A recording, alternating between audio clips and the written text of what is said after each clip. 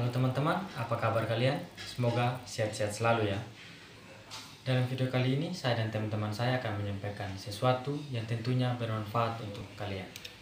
Oke teman-teman, sebelum itu kami akan memperkenalkan diri. Saya, Adewan Dwi Putra Rozet.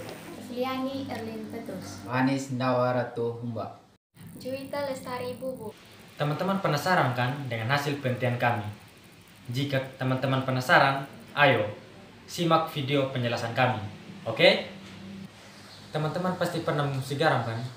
Pasti pernah lah. Apakah kalian tahu bagaimana air di laut bisa menjadi garam, terus dipasarkan sampai ke tangan konsumen, termasuk saya dan teman-teman semua? Nah, dalam video kali ini, saya dan teman-teman kelompok melakukan penelitian tentang analisis rantai nilai pemasaran garam. Mungkin di pikiran teman-teman timbul pertanyaan, apa sih rantai nilai pemasaran garam itu? Oke, kita masuk di bab 1, pendahuluan. Menurut data Dinas Perdagangan Kabupaten Sumba Timur, dari tabel di samping dapat dilihat bahwa Kecamatan Pendawai merupakan salah satu kecamatan yang mempunyai 73 unit usaha garam dengan jumlah petani sebanyak 128 orang. Sedangkan pada saat ini jumlah petani garam yang masih melakukan produksi garam hanya sebanyak 2 kelompok yang terdiri dari 5 orang pada setiap kelompok. Selain itu, jumlah produksi garam mengalami fluktuasi setiap tahunnya, seperti terlihat pada grafik di samping ini. Yang merupakan masalah penelitian kami, yaitu rantai pemasaran garam dari produsen ke konsumen akhir yang tidak efisien. Selanjutnya, persoalan penelitian. Tujuan dari penelitian ini, petani garam mengetahui rantai nilai pemasaran garam yang efisien dalam memaksimalkan saluran distribusi garam. Manfaat penelitian ini ada 2. Yang pertama dan yang kedua. Selanjutnya adalah bab 2, landasan teoritis. Yang pertama, pemasaran. Menurut William J. Stanton, pemasaran adalah, menurut Kotler dan Armstrong, pemasaran adalah. Yang kedua, saluran pemasaran. Saluran pemasaran merupakan rangkaian lembaga-lembaga pemasaran yang dilalui barang dalam penyalurannya dari produsen ke konsumen. Yang ketiga, rantai nilai. David mengemukakan bahwa menurut Aswari, rantai nilai adalah, dari beberapa pendapat para ahli dapat disimpulkan bahwa rantai nilai merupakan sistem organisasi yang berhubungan dalam rangka penyaluran input dan output dari produsen sampai ke konsumen akhir. Yang keempat, penelitian terdahulu. Kami melihat acuan pada penelitian yang sudah terdahulu seperti yang dilakukan oleh Suherman dan kawan-kawan pada tahun 2011, metode analisisnya, dan hasil penelitiannya. Yang kedua oleh Hermina Ismail tahun 2015, metode analisisnya, dan hasil penelitiannya. Yang terakhir oleh Rianti dan kawan-kawan tahun 2019, metode analisisnya, dan hasil penelitiannya. Kita akan masuk di bab 3 tentang metode penelitian. Dalam metode penelitian ini terdapat 4 sub. Yang pertama tentang jenis penelitian. Jenis penelitian yang kami gunakan dalam metode ini adalah jenis penelitian kualitatif. Kenapa kami menggunakan jenis penelitian kualitatif? Karena penelitian kualitatif ini adalah prosedur penelitian yang menghasilkan data deskriptif berupa kata-kata tertulis atau lisan dari orang-orang dan perilaku yang diamati. Yang kedua, informan dan teknik penentuan informan. Informan adalah subjek penelitian yang dapat memberikan informasi mengenai fenomena atau masalah dalam melakukan penelitian. Teknik penentuan informan dengan memilih petani garam tambak yang masih aktif. Masuk dalam poin yang ketiga, yaitu jenis data dan teknik pengumpulan data. Jenis data dalam penelitian yang dilakukan adalah jenis data primer yang langsung dikumpulkan oleh peneliti dari sumber pertamanya.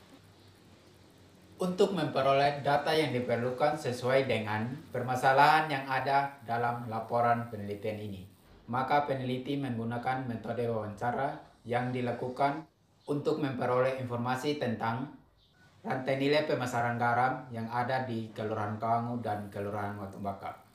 Oke teman-teman, kita masuk dalam poin yang keempat tentang teknik analisis data. Penelitian ini menggunakan teknik analisis data model interaktif, yaitu dimulai dari tahapan pengumpulan data, dilanjutkan dengan reduksi data, display data, dan tahapan terakhir mengambil kesimpulan. Kita akan masuk di bab 4, yaitu bagian analisis dan juga pembahasan. Bagian pertama yaitu gambaran objek penelitian. Penelitian ini dilakukan di Kecamatan Pandawai, Kabupaten Sumba Timur, Provinsi Nusa Tenggara Timur. Yang kedua adalah karakteristik informan. Informan yang pertama adalah Bapak Yusuf Kaleraja di Kelurahan Watumbaka. Informan yang kedua adalah Bapak Lukman Palamba di Kelurahan Kawangu. Berikut kita akan masuk di bagian inti, yaitu analisis dan pembahasan. Yang pertama, proses produksi garam. Menurut Bapak Yusuf Kaleraja di Kelurahan Watumbaka. Sedangkan proses produksi garam menurut Bapak Lukman Palamba di Kelurahan Kawangu sebagai berikut. Dalam proses produksi garam di kedua kelompok usaha garam ini, baik kelompok usaha garam Baha Eti maupun kelompok usaha garam Maiwa Katahammu masih menggunakan alat yang sederhana. Bagaimana proses air laut menjadi garam? Untuk itu ada proses yang dilewati oleh air laut untuk menjadi garam. Yang pertama adalah penampungan air laut, tahap yang kedua penuaan air laut, tahap yang ketiga adalah penjemuran dan kristalisasi, dan tahap yang keempat adalah panen dan pemadatan. Yang kedua, strategi pemasaran. Menurut Bapak Yusuf, sedangkan strategi pemasaran garam di Kelurahan Kawangu menurut Bapak Lukman adalah petani garam di Kecamatan Pandawai menggunakan strategi pemasaran dengan mencari pasaran sendiri, karena yang menyuplai garam dari petani sudah beralih ke garam impor. Dan ada juga petani garam yang menggunakan sistem barter seperti yang di Kelurahan Kawangu, yaitu menukar garam dengan hasil pertanian dan juga hasil laut. Berikutnya yang ketiga yaitu saluran pemasaran. Menurut Bapak Yusuf, kemudian menurut Bapak Lukman sebagai informan kedua di Kelurahan Kawangu adalah saluran pemasaran garam di Kecamatan Pandawai Kelurahan Watumbaka khususnya pada awalnya menyalurkan garam ke pabrik Mamuli untuk diolah menjadi garam beriodium, lalu garam tersebut dikemas dan disalurkan ke konsumen akhir. Sedangkan petani garam yang berada di Kelurahan Kawangu lebih banyak menyalurkan garam hasil produksi ke konsumen akhir. Yang keempat adalah target pemasaran. Menurut Bapak Yusuf, yang menjadi target pemasaran garam di Kelurahan Watumbaka adalah, sedangkan yang menjadi target pemasaran garam menurut Bapak Lukman di Kelurahan Kawangu adalah rata-rata target pemasaran garam petani garam di Kecamatan Pandawai tidak menentu, tapi pada umumnya bagi semua masyarakat, pabrik dan juga instansi yang membutuhkan garam dalam jumlah yang banyak. Yang kelima adalah kendala pemasaran.